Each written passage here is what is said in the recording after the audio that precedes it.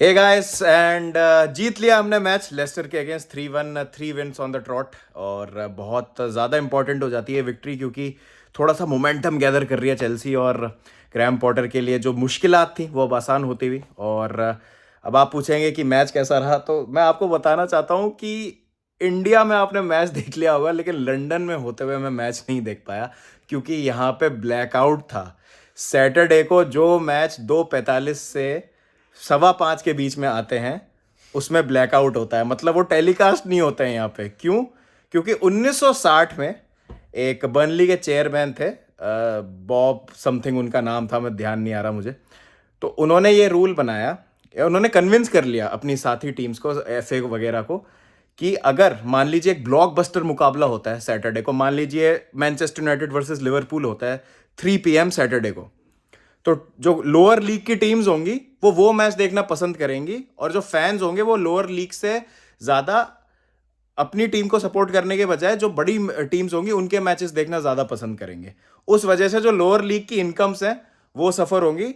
और हैंस ये 40 साल से ज़्यादा से, मतलब 40-50 साल हो गए, और ये रूल अभी तक फॉलो हो रहा है। इस वजह से ब्लैकआउट हो जाता है। तो अगर जो मतलब चैनल्स भी होते हैं, जैसे बीबीसी हो गया, स्काई स्पोर्ट्स हो गया, तो वहाँ पे क्या है, पंडित्स जो हैं वो सिर्फ वॉच अलोंग टाइप कुछ चीज़ करते हैं कि ये हो रहा है ऐसा, मैच में ऐसा हो रहा है, बट आपको लाइव फुटेज नहीं दिखेगी।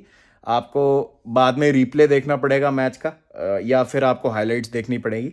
और वही हुआ, मैंने सिर्फ हाइलाइट्स देखी। तो हाइलाइट्स पे बात करते हैं, तो चिलवेल की बहुत बेहतरीन फिनिश, एनजो और काय हैवर्ट्स का अच्छा लिंकअप, दूसरा गोल हो जाता है उसमें।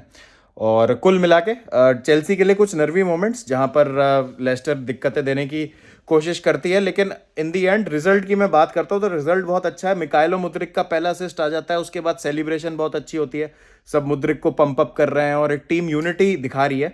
और देखो, जब क्या होता है कि एक टीम इतने खराब रन से गुजर रही होती है और थोड़ा एक बैक टू बैक रिजल्ट्स आता है, तो कॉन्फिडेंस बहुत ज़्यादा बूस्ट होता है। तो और आई थिंक ये कॉन्फिडेंस बहुत ज़्यादा ज़रूरी है ये सीज़न को क्लोज करने के लिए। देखो, टॉप 6 टॉप 4 तो गया हाथ से। The maximum that we can do is कि वो चैंपियंस लीग के जो कुछ बचा है हमारा, अब ड्रॉ पे बहुत डिपेंड करेगा क्वार्टर फाइनल में हमको कौन मिलता है। ऑब्वियसली अभी कुछ मैचेस बचे हैं क्वार्टर फाइनल के, लेकिन अगर उसमें कुछ हो जाए तो कुछ उम्मीद है कि ये सीज़न बच सकता है। बट हाँ, अच्छा लग रहा है कि ये टीम थोड़ा कुछ कर रही है। जितना मैंने गेम रीड करने की कोशिश करी सब्सटीट्यूशंस देखे, तो मुझे लगा थोड़ी सी टैक्टिकल फ्लेक्सिबिलिटी भी दिखाई आज ग्रैम पॉटर ने। और बैक 4 पे चले गए वो, कुछ सब्सटीट्यूट्स करने के बाद बैक 5 से स्टार्ट किया था, तो वो सब देख के सही लग रहा है। और लेट्स होप कि हमारे जो कुछ प्लेयर्स हैं वो जो इंजरी से, जैसे आज रीस जेम्स नहीं थे, कुछ सिकनेस हो गई उनको, और भी कुछ 1-2 प्लेयर्स मिस हुए हमारे, तो वो सब आ जाएं वापस। और जो नेक्स्ट हमारा जो सेट ऑफ फिक्चर्स है उसको हम अच्छे से मैनेज कर ले, क्योंकि मैं हमेशा से कहता हूँ कि ये स्क्वाड ख़राब नहीं है, ये ग्रुप ऑफ प्लेयर्स है, ये बहुत अच्छा है। और मैनेजर के लिए भी मुझे बुरा लगता था, और मैंने ये कहा था कि यार नहीं हो पा रहा है, but again he is turning it around. देखो, रिजल्ट्स जब आते हैं तो तारीफ करनी चाहिए। तो ग्रैम पॉटर ने लीड्स के अगेंस्ट, ठीक है, परफॉर्मेंस शायद उतनी अच्छी नहीं थी जितनी हमको चाहिए थी, बट उस टाइम पे 3 पॉइंट्स मैटर कर रहे थे, वो हमने लिए। देन डॉर्टमंड के अगेंस्ट तो I think we played really well. अब लोग उसमें बोल रहे हैं पेनल्टी ये वो रीटेक, मेरे हिसाब से परफॉर्मेंस बहुत अच्छी थी। मैंने तो लाइव स्टेडियम में बैठ के मैच देखा था। अगर आप देखना चाहें तो व्लॉग अभी अपलोड किया है रिसेंटली ही, तो आप चेकआउट कर सकते हैं कैसा माहौल था उस दिन। अनबिलीवेबल, मेरे हिसाब से बहुत ही बेहतरीन परफॉर्मेंस थी। और आज 3 गोल हमने स्कोर किए।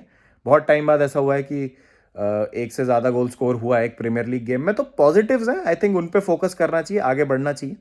और जो प्लेयर्स इंजरी से बाहर हैं वो वापस आ जाएंगे तो चीज़ें बेहतर होंगी।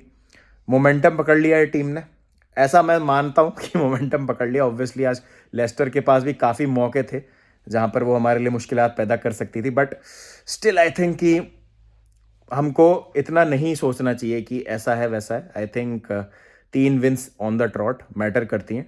और टीम का कॉन्फिडेंस जितना भी नीचे हो, अगर आपके पास रिजल्ट आते हैं और विक्ट्रीज आती हैं, तो डेफिनेटली वो एक मोराल को पॉजिटिव डायरेक्शन में मोड़ने के लिए मदद करता ही है।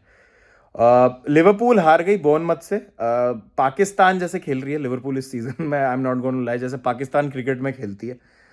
ऑस्ट्रेलिया को हरा देगी, लेकिन जिम्बाब्वे से हार जाएगी, तो वही हुआ है। 7-0 मैनचेस्टर यूनाइटेड को हराने के बाद बोर्नमथ से हार गया। तो पता नहीं मतलब क्या चल रहा है, क्या दिक्कतें हैं। बट अगेन कंसिस्टेंसी की बहुत ज़्यादा दरकार है, कोई भी टीम अगर उसको सक्सेसफुल होना है तो। And same goes with Chelsea also, consistency की ज़रूरत।